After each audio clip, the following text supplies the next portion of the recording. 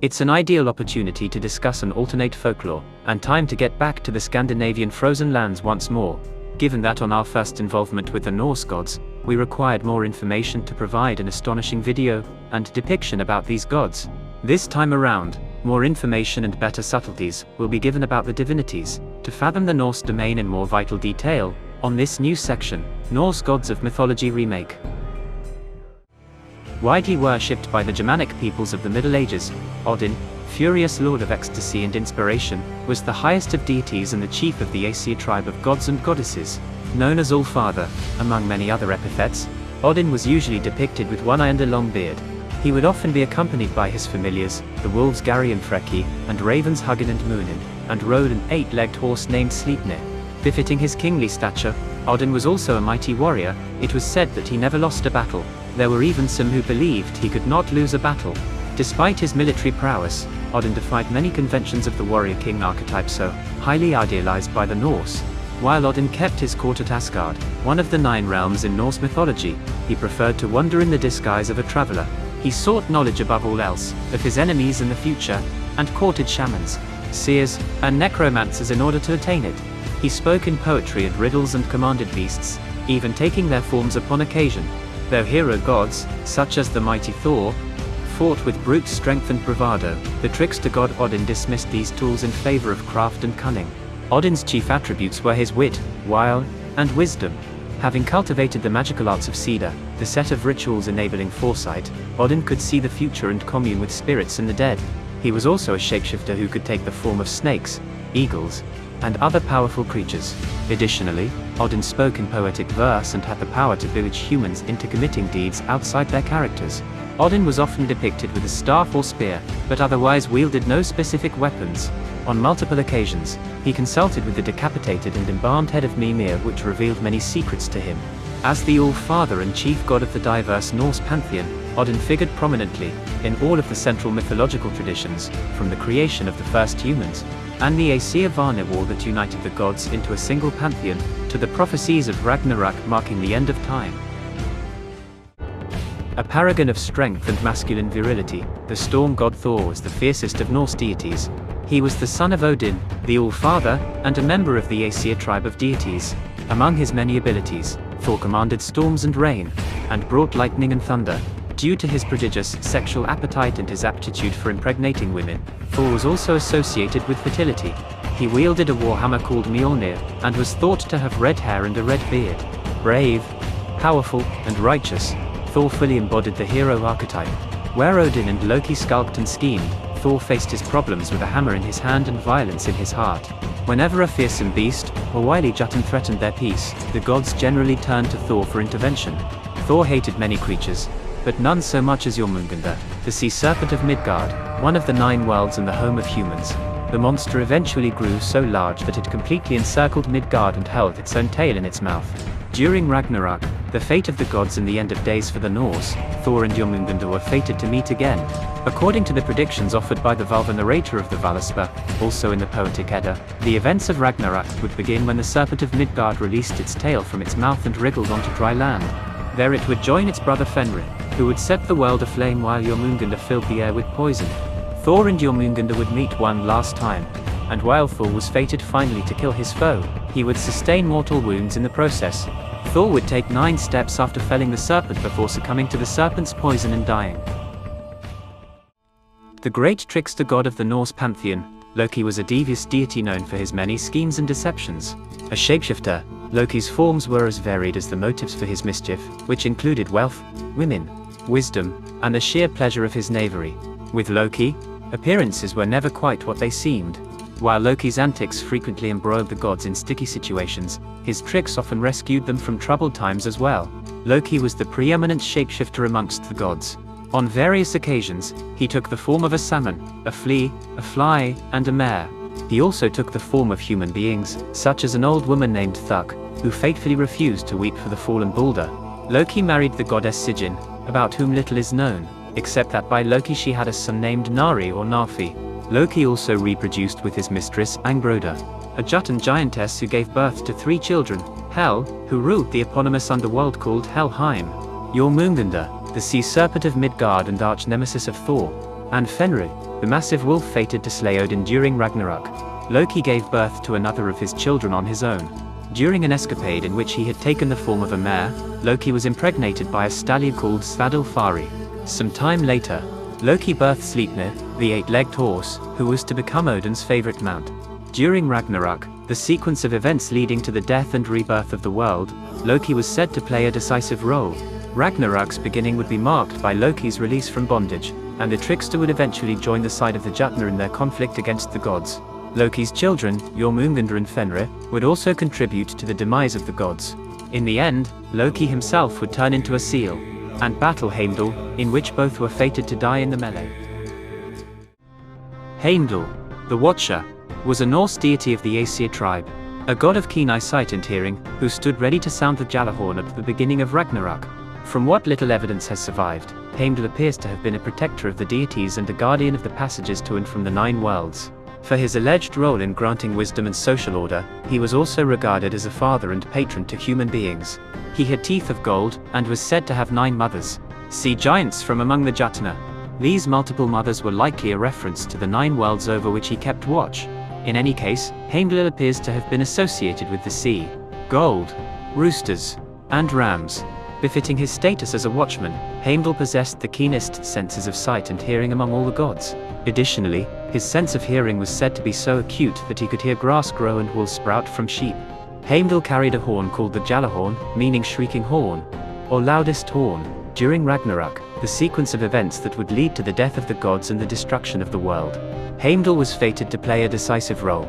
According to prophecies, Heimdall, the ever-watchful one, would see the onset of Ragnarok before the other gods. When he did so, he would sound his horn, the Gjallarhorn. The blast would resound through the 9 worlds and the gods would assemble for their final confrontation with the Jötnar and Loki, who had been punished so severely for his betrayal of Baldur, that he switched allegiances. Shining Baldur of the Aesir tribe was the loveliest and most beloved of all the gods of the Norse pantheon. Baldur exuded charm, and was so physically beautiful that he gave off light. He was also described as the wisest of all the gods. As an arbiter of disputes, he settled feuds among gods and men. Baldur's death, as a result of Loki's treachery, was one of the central stories of Norse mythology. Universally lamented by the gods and by most of humanity, Baldur's demise precipitated Loki's imprisonment and helped set in motion the events of Ragnarok. Baldur's chief attributes were his fairness, beauty, and likability. He possessed a great ship called Hringhorni, meaning ship with a circle on its stem, which was said to be the greatest ship ever constructed. Upon Baldur's death, the ship was turned into a massive funeral pyre for his body and set to drift downriver. The story of Baldur's death was one of the best known and most critical myths in Norse society. When Loki found out about Baldur's immunity to harm, the trickster who delighted in the misfortunes that befell others took offense. Taking the form of a woman, he inquired Frigg of whether all things had sworn oaths. Not knowing the woman's true identity, Frigg conceded that she had not demanded the oath from a humble sprig of mistletoe. Seizing this news gleefully, Loki rushed off to locate the mistletoe and fashioned it into a spear.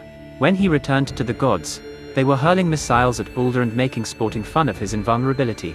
In the meantime, Loki approached Hodder, Baldur's blind brother, and handed him the mistletoe spear. Under instruction from Loki, Hodder hurled the spear at Baldur, and mortally wounded him. As the other gods surrounded Baldur, Odin approached him and whispered a final message in his dying son's ear. What Odin said remains a subject of great mystery in Norse lore to this day. One of the principal deities of the Norse pantheon, the lovely and enchanting Freya, was a goddess of blessings, love, lust, and fertility. A member of the Vana tribe of deities, Freya shared her people's penchant for the magical arts of divination. It was Freya who introduced the gods to Seida, a form of magic that allowed practitioners to know and change the future.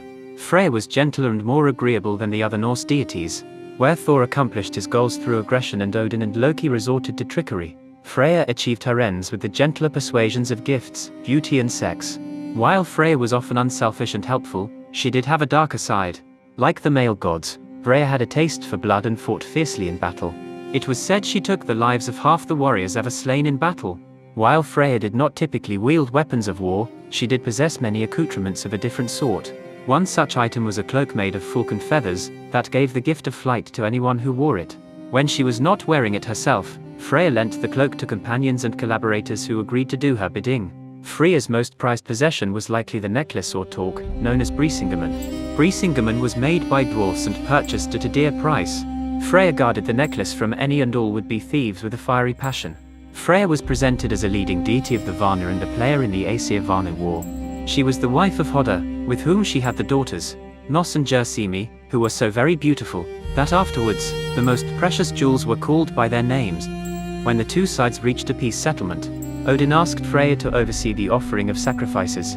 In this role, Freya preserved peace among the gods and maintained the cycles of fertility that kept the world in motion. She was praised and celebrated so much so, that her personal name was applied to all ladies of good social standing. Frey, of the Vana tribe, was a Norse god of peace and prosperity. Among other things, he was associated with male virility, sunshine, and fair weather. Often depicted with an enormous phallus, Frey was worshipped across Scandinavia, particularly in Sweden, where he was celebrated at weddings and harvest feasts. Famous for his accoutrements, which included a magical ship, a golden boar, and a sword that fought on its own, Frey was fated to die in mortal combat during Ragnarok. Along with his twin sister Freya, Frey was among the most prominent of Vana deities.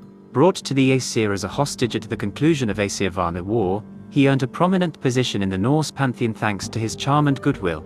At the Norse temple in Uppsala, Sweden, Freyr occupied a leading role alongside Thor and Odin. Along with Baldur, he was the most beloved of all Norse gods. A man of many magical possessions, Frey commanded Skidbladnir, a ship forged in the furnaces of Svartalfheim by the dwarf craftsmen Brokkr and Sindri. Skidbladnir was as swift as any ship, and could be conveniently folded up and carried in Frey's pocket. Frey was also accompanied by another of Brokkr and Sindri's creations, the mechanical boar Gullinbursti. The boar boasted a golden mane and bristles that glowed in the deepest gloom. Finally, Frey wielded a sword that had the ability to fight on its own. The loss of this weapon would ultimately contribute to his demise during Ragnarok. Frigg is the queen of Asgard and she might be the daughter of the giantess Judin. Frigg is married to Odin, and together they had two sons, Baldur and Hodda. Frigg is a sorcerer and associated with love, marriage, fertility, and motherhood. She also has the power of prophecy, and yet she never reveals what she knows about the future. She is the only one other than Odin who is permitted to sit on his high seat, Hidskjalf, and look out over the universe. The name of her house is Fensalin. The name means marsh hall. Women would often go to the wet marshlands to worship the goddess.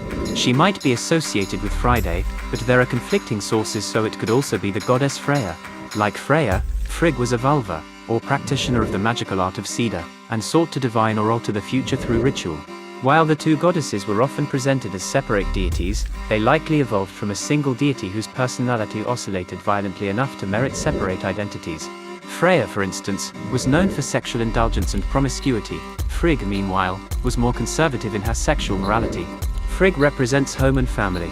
She is known as a source of nurturing, patient and devoted love. Even in situations where fate is already set, such as in her son's untimely death, Frigg still did everything that she could to alter fate.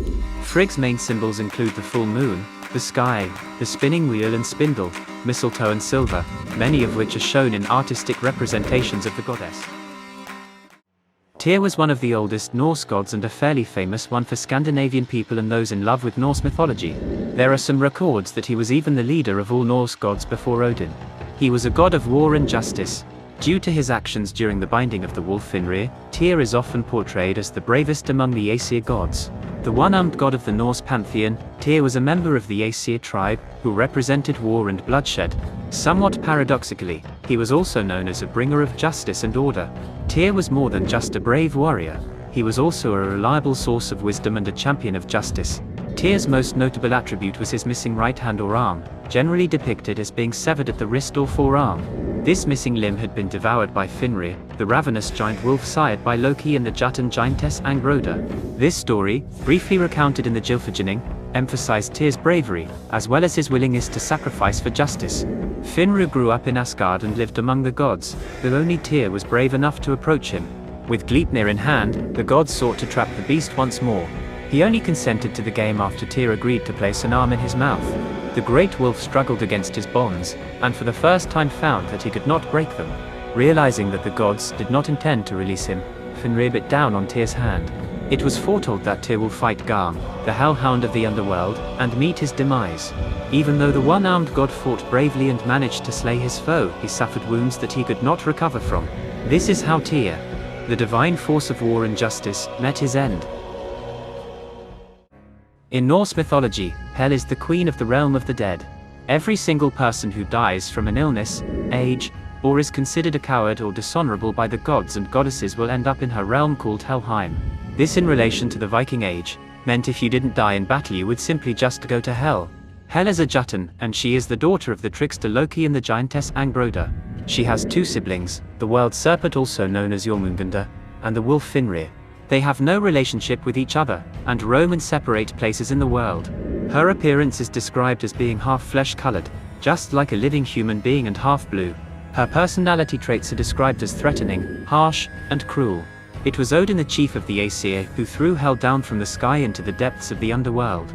Then she made the underworld into her own realm and crowned herself queen of Helheim. Helheim is surrounded by a tall fence, and the river Elivaga flows right next to the entrance. The gates of Helheim are called Nargrinda, or Corpse Gates, and they are located in Nipperhella, or the Nipper Cave, where the dog named Garm, which translates to Hellhound, is howling every time new people arrive. Hel has a huge hall, and inside her hall, everything has names associated with misfortunes. For instance, her dining table is called Hunger, and the knives are called Starvation. In her bedroom, her bed is called Sick Bed, encapsulated with curtains called Misfortune.